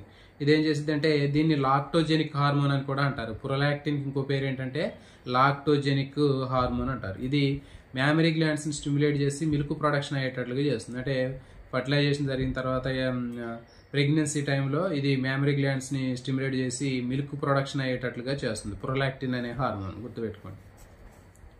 నెక్స్ట్ ఇంకొక హార్మోను FSH, ఫోలికిల్ స్టిమ్యులేటింగ్ హార్మోన్. మరి ఈ ఫోలికిల్ స్టిమ్యులేటింగ్ హార్మోన్ అనేటటువంటిది ఇది ఏం చేసిద్ది అంటే ముష్కాలలో ఉన్నటువంటి శుక్రోత్పాదక నాళికల్ని స్టిమ్యులేట్ చేసిద్ది. ముష్కాల్లో ఉన్నటువంటి శుక్రోత్పాదక నాళికల్ని స్టిమ్యులేట్ చేసి సెర్టోలి అనేటటువంటి కణాలను స్టిమ్యులేట్ చేసి దాని నుంచి శుక్ర కణాలు విడుదలయ్యేటట్లు చేసింది. గుర్తుపెట్టుకోండి, FSH ఫోలికిల్ స్టిమ్యులేటింగ్ హార్మోను ముష్కాల్లో ఉన్నటువంటి శుక్రోత్పాదక నాళికల్ని ప్రేరేపించి శుక్ర కణాలు విడుదలయ్యేటట్లు చేసింది. సో ఫైనల్గా మనకి FSH ఫోలికిల్ స్టిమ్యులేటింగ్ హార్మోన్ ఏం చేసింది అంటే ముష్కాలలో మనకి సెమినిఫెరస్ ట్యూబ్యూల్స్ ఉంటాయి, శుక్రోత్పాదక నాళికలు. ఆ శుక్రోత్పాదక నాళికలో మనకి 2 రకాలైనటువంటి కణాలు ఉంటాయండి. ఏంటి అంటే లీడింగ్ సెల్స్, తర్వాత సెర్టోలి సెల్స్. సెర్టోలి సెల్స్ ఉంటాయి, లీడింగ్ సెల్స్ ఉంటాయి. ఈ సెర్టోలి సెల్స్ అనేవి శుక్ర కణాలను ఉత్పత్తి చేస్తాయి. మరి ఆ సెర్టోలి సెల్స్ శుక్ర కణాలను ఉత్పత్తి చేయాలి అంటే మనకి ఈ ఫాలికిల్ స్టిమ్యులేటింగ్ హార్మోను ఆ ముష్కాలలో ఉన్నటువంటి సెమినిఫెరస్ ట్యూబ్యూల్స్ ఏవైతే ఉన్నాయో శుక్రోత్పాదక నాళికలు, దాంట్లో ఉన్నటువంటి సెర్టోలి కణాలను స్టిమ్యులేట్ చేస్తే అప్పుడు శుక్ర కణాలు విడుదలవుతాయి. స్పెర్మ్స్ ప్రొడక్షన్ జరిగింది. సెర్టోలి సెల్స్ అనేవి స్పెర్మ్స్ని ప్రొడ్యూస్ చేస్తాయి. తర్వాత దాంట్లో మనకి ముష్కాల్లో ఉన్నటువంటి శుక్రోత్పాదక నాళికలు సెమినిఫెరస్ ట్యూబ్యూల్స్లో సెర్టోలి సెల్స్ ఉంటాయి, లీడింగ్ సెల్స్ ఉంటాయి. ఆ లీడింగ్ సెల్స్ అనేటటువంటివి టెస్టోస్టిరాన్ హార్మోన్ విడుదల చేస్తాయి. గుర్తుపెట్టుకోండి, ముష్కం లోపల దాని యొక్క స్ట్రక్చర్ని మనం ఒకసారి స్టడీ చేసినట్లయితే ముష్కం లోపల అనేక చుట్టలుగా ఉన్నటువంటి కాయిల్స్ లాగా ఉన్నటువంటి సెమినిఫెరస్ ట్యూబ్యూల్స్ శుక్రోత్పాదక నాళికలు ఉంటాయండి. ఈ శుక్రోత్పాదక నాళికల్లో లోపల మనం చూసినట్లయితే దాంట్లో 2 రకాలైనటువంటి సెల్స్ ఉంటాయి. అవేంటి అంటే సెర్టోలి కణాలు, Leydig cells. Sertoli cells, Leydig cells ఉంటాయి. సెర్టోలి సెల్స్ అనేవి స్పెర్మ్స్ని ప్రొడ్యూస్ చేస్తాయి. లీడింగ్ సెల్స్ అనేవి టెస్టోస్టిరాన్ని రిలీజ్ చేస్తాయి. అయితే దీన్ని గుర్తుపెట్టుకోండి, దీని కోడ్ ఏంటి అంటే మనకి అక్కడ చూడండి, సెర్టోలి సెల్స్ స్పెర్మ్స్ని ప్రొడ్యూస్ చేస్తాయి. SS అని ఉంటుంది చూడండి. సెర్టోలి సెల్స్ అనేవి స్పెర్మ్స్ని ప్రొడ్యూస్ చేస్తున్నాయి. ఓకే, సెర్టోలి కణాలు అనేవి శుక్ర కణాలు, తెలుగులోనే ఇంగ్లీష్లోనే SS అని వచ్చింది, గుర్తుపెట్టుకోండి.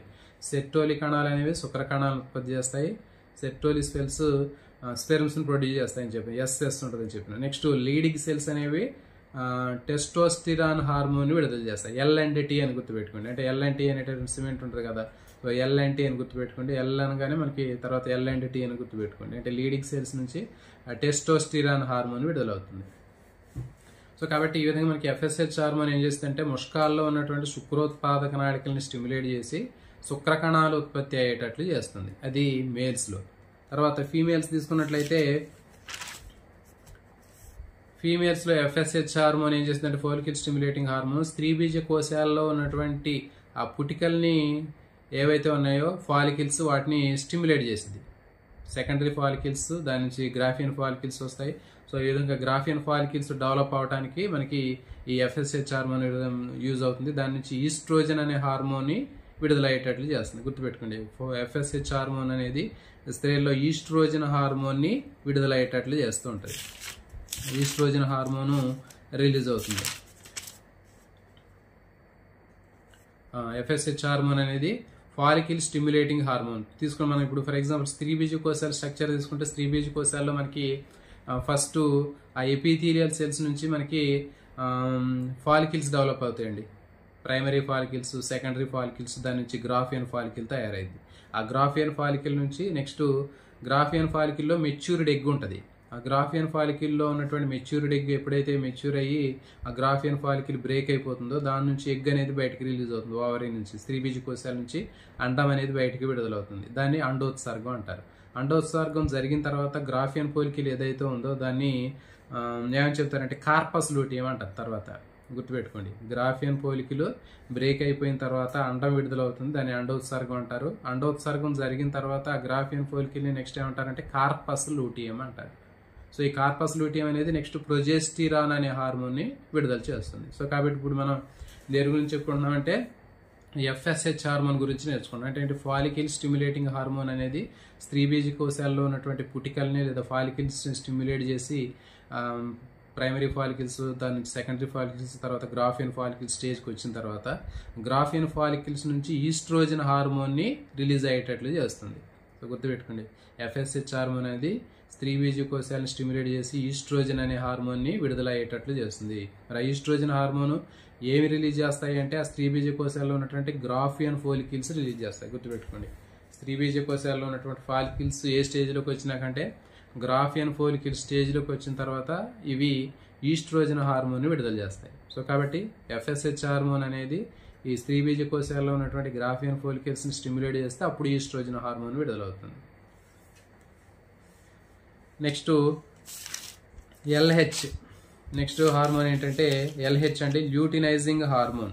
చెప్పాము మనం, ల్యూటినైజింగ్ హార్మోన్ అనేది పురుషులు తీసుకున్నట్లయితే పురుషుల్లో ముష్కాల లోపల శుక్రోత్పాదక నాళికలు ఉంటాయని చెప్పాము. శుక్రోత్పాదక నాళికల లోపల మనకి లీడింగ్ సెల్స్ ఉంటాయని చెప్పాము. ఆ లీడింగ్ సెల్స్ని స్టిమ్యులేట్ చేసి టెస్టోస్టిరాన్ అనే దాని నుంచి టెస్టోస్టిరాన్ అనే హార్మోన్ విడుదలయ్యేటట్లు చేస్తుంది. టెస్టోస్టిరాన్ అనే హార్మోన్ని విడుదల చేస్తుంది. గుర్తుపెట్టుకోండి, లీడింగ్ సెల్స్ ల్యూటినైజింగ్ హార్మోన్ అనేది ముష్కాల్లో ఉన్నటువంటి శుక్రోత్పాదక నాళికల లోపల ఉన్నటువంటి లీడింగ్ సెల్స్, మనకి సెర్టోలి సెల్స్ 2 రకాలు ఉంటాయని చెప్పాం.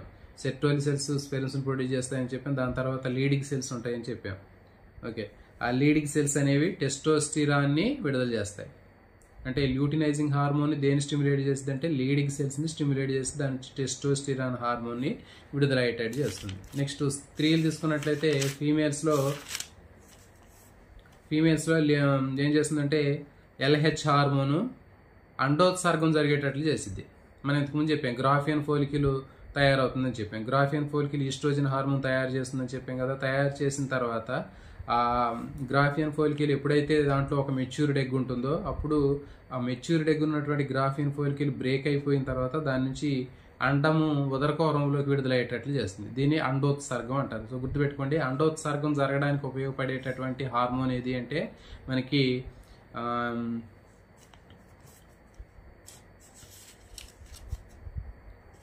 ప్రొజెస్టిరాన్ అని చెప్పాం మనం.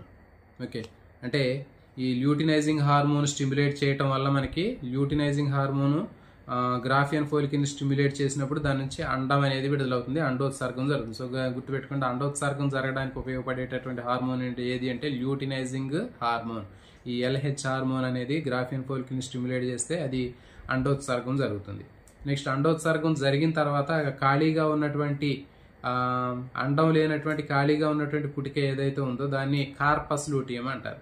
ఈ కార్పస్ లూటియం అనేది next LH hormone corpus luteum develop చేసి దాని నుంచి ప్రొజెస్టిరాన్ అనే హార్మోన్ విడుదలయ్యేటట్లు చేస్తుంది. గుర్తుపెట్టుకోండి, LH హార్మోన్ ఫీమేల్స్లో ప్రొజెస్టిరాన్ అనే హార్మోన్ విడుదల చేస్తుంది. మరి ఆ ప్రొజెస్టిరాన్ అనేది దేని నుంచి వచ్చింది అంటే కార్పస్ లూటియం నుంచి వచ్చింది. కార్పస్ లూటియం అంటే ఎట్ట వచ్చింది అంటే ఆ గ్రాఫియన్ ఫోలికిల్ అండాన్ని విడుదల చేయగా మిగిలినటువంటి ఖాళీ పుటిక ఏదైతే ఉందో దాన్ని మనం ఏం చెప్తున్నాం అంటే కార్పస్ లూటియం అంటున్నారు. సో కాబట్టి ఫైనల్గా మనకి LH హార్మోన్ ఏం చేసింది అంటే అండోత్సర్గం జరగడానికి ఉపయోగపడుతుంది.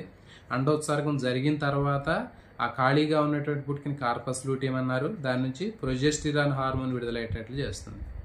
మరి ఆ ప్రొజెస్టిరాన్ ఏం చేసింది అంటే మనం చెప్పాము గర్భధారణ కోసం ఇంప్లాంటేషన్ జరగడానికి ఉపయోగపడుతుందని చెప్పాము. దాని తర్వాత మ్యామరీ గ్లాండ్స్ని స్టిమ్యులేట్ చేసి మిల్క్ ప్రొడక్షన్ జరిగేటట్లు చేస్తుందని చెప్పాము. ఇవి పిట్యూటరీ గ్లాండ్, పీయూష గ్రంథి, పూర్వలంబిక నుంచి విడుదలయ్యేటటువంటి హార్మోన్లు అండి. నెక్స్ట్ మధ్యలంబిక నుంచి విడుదలయ్యేటటువంటి హార్మోన్లు తీసుకున్నాం. మధ్యలంబిక నుంచి విడుదలయ్యేటటువంటి హార్మోన్లు తీసుకున్నట్లయితే మనకి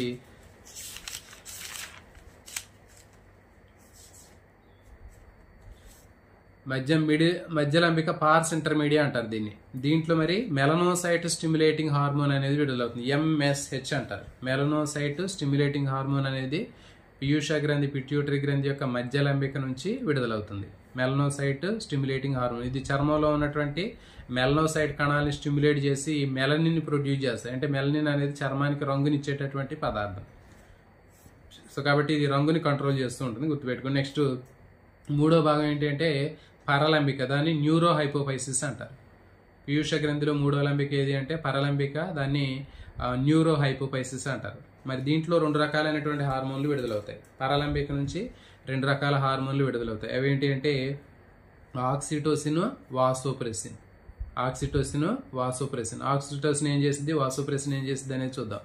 ఆక్సిటోసిన్ అనేది ఏం చేసింది అంటే గర్భాశయ గోడల్ని స్టిమ్యులేట్ చేసి నార్మల్ డెలివరీ అయ్యేటట్లు చేస్తుంది. అంటే డెలివరీ టైంలో, లేడీస్లో డెలివరీ అయ్యేటటువంటి టైం ఏదైతే ఉందో ఆ డెలివరీ టైంలో ఈ ఆక్సిటోసిన్ అన్న హార్మోన్ విడుదలవటం వల్ల ఆ గర్భాశయ గోడల్ని స్టిమ్యులేట్ చేసి నార్మల్ డెలివరీ అయ్యేటట్లు చేసింది. అంటే సుఖప్రసవం జరిగేటట్లు చేసింది. అంటే జనరల్గా మనం చెప్తుంటాం పురిటి నొప్పులు అని చెప్తుంటారు. ఆ పురిటి నొప్పులు రావడానికి ప్రధానమైనటువంటి కారణం ఏంటి అంటే ఈ ఆక్సిటోసిన్ అనే హార్మోన్. మరి ఈ పరలంబిక నుంచి ఆక్సిటోసిన్ అనే హార్మోన్ నార్మల్గా విడుదలైతే వాళ్ళకి నార్మల్ డెలివరీ జరుగుతుంది. కానీ జనరల్గా ఇప్పుడు ఏం చేస్తున్నారంటే ప్రతి ఒక్క హాస్పిటల్లో కూడా ఎక్కడైనా సరే నార్మల్ డెలివరీకి వాళ్ళు అంత వెయిట్ చేయట్లేదు. మొత్తం వాళ్ళు ప్రతి వచ్చినటువంటి వాళ్ళందరూ కూడా సిజేరియన్ ఆపరేషన్ చేసి బేబీని బయటికి తీయడం జరుగుతుంది. ఎందుకంటే వాళ్ళు కూడా కమర్షియల్గా వాళ్ళకు కూడా యూజ్ అవుతుంది అని చెప్పేసి వాళ్ళు నార్మల్ డెలివరీ అయ్యేంత వరకు కూడా వాళ్ళు వెయిట్ చేయకుండానే సర్జరీ చేయడం జరుగుతుంది. కాబట్టి మరి ఈ ఆక్సిటోసిన్ అనేటటువంటి హార్మోన్ అనేది ఏం చేసింది అంటే ఈ హార్మోన్ సుఖప్రసవం జరగడానికి మెమరీ దాంట్లో ఇది యూట్రస్లో ఉన్నటువంటి వాల్స్ని, గర్భాశయ గోడల్ని స్టిమ్యులేట్ చేసి నార్మల్ డెలివరీ అయ్యేటట్లు చేస్తుంది. మరి అయితే ఈ ఆక్సిటోసిన్ అనేటటువంటిది హార్మోన్ని మనం ఆర్టిఫిషియల్గా ఇంజెక్షన్ రూపంలో కూడా ఇవ్వచ్చు. అంటే జనరల్గా మరి ఆ లేడీస్లో ప్రొడ్యూస్ కానప్పుడు బాగా తెలిసినటువంటి ఎక్స్పర్ట్స్ ఎవరైతే ఉంటారు గైనకాలజిస్ట్ వాళ్ళు ఏం చేస్తారంటే నార్మల్ డెలివరీకి చూస్తారు. వాళ్ళు నార్మల్ డెలివరీ అవ్వనప్పుడు వాళ్ళు ఏం చేస్తారంటే సిజేరియన్ ఆపరేషన్ చేయకుండానే వాళ్ళు ఆర్టిఫిషియల్గా ఆక్సిటోసిన్ ఇంజెక్షన్ రూపంలో ఇస్తారు. అప్పుడు ఏమవుతుందంటే మరి ఆక్సిటోసిన్ రావడం వల్ల వాళ్ళకి న్యాచురల్గానే వాళ్ళకి ఆ లేబర్ పెయిన్స్, పురిటి నొప్పులు అనేవి రావడం వల్ల వాళ్ళకి సుఖప్రసవం అనేటటువంటి నార్మల్ డెలివరీ అనేది జరుగుతుంది. సో కాబట్టి ఈ ఆక్సిటోసిన్ అనేది ఆర్టిఫిషియల్గా అయినా మనం ఇవ్వచ్చు, లేకపోతే న్యాచురల్గా అనేది ప్రొడ్యూస్ అవుతుంది. నెక్స్ట్ పరలంబిక నుంచి రిలీజ్ అయ్యేటటువంటి ఇంకొక హార్మోన్ ఏది అంటే వాసోప్రెసిన్. వాసోప్రెసిన్ అనేటటువంటిది చెప్పాం మనం.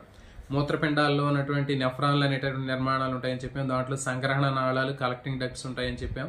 ఇవేం చేస్తాయంటే ప్రాథమిక మూత్రం ప్రయాణం చేసేటప్పుడు దాంట్లో ఉన్నటువంటి నీటిని మొత్తం కూడా పునఃశోషణం చేసిద్దని చెప్పాం.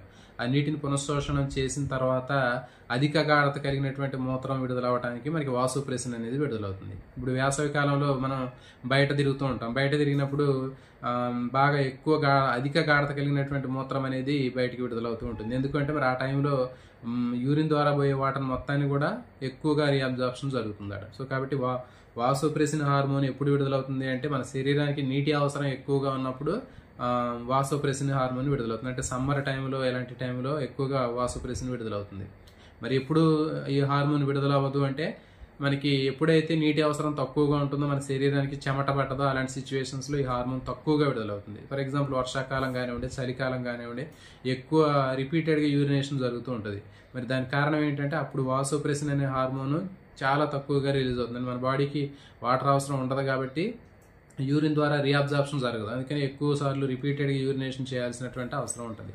సో కాబట్టి ఈ విధంగా గుర్తుపెట్టుకుని మరి దీన్ని ఒకవేళ ఈ వాసోప్రెసిన్ అనే హార్మోన్ అనేటటువంటిది విడుదల కాకపోతే డైల్యూటెడ్ యూరిన్ని, ఎక్సెస్ ఆఫ్ యూరిన్ని ఎక్కువ మొత్తంలో విడుదల చేయడం జరుగుతుంది. అంటే తక్కువ గాఢత కలిగినటువంటి మూత్రాన్ని ఎక్కువ సార్లు రిపీటెడ్గా యూరినేషన్ చేయడం జరుగుతుంది. దీన్ని డయాబెటీస్ ఇన్సిపిడస్ అని చెప్తారు.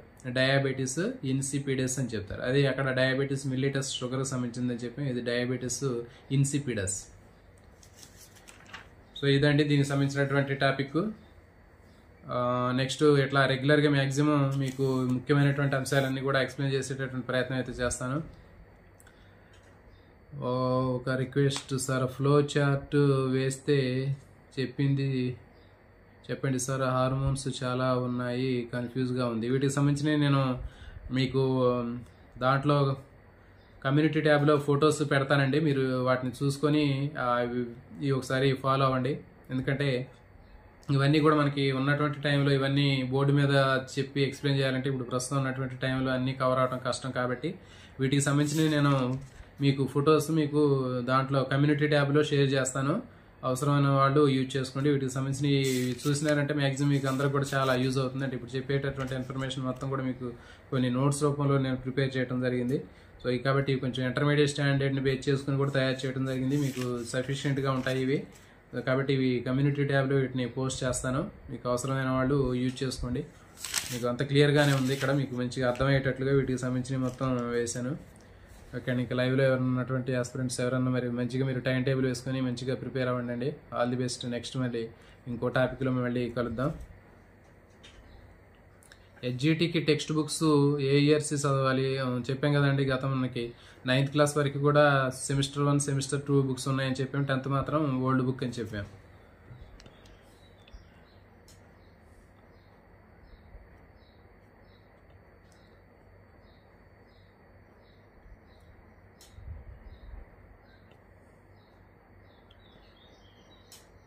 ఓకే అండి. మరి ఇది ఈ టాపిక్. నెక్స్ట్ ఇంకో టాపిక్లో మళ్ళీ కలుద్దాం.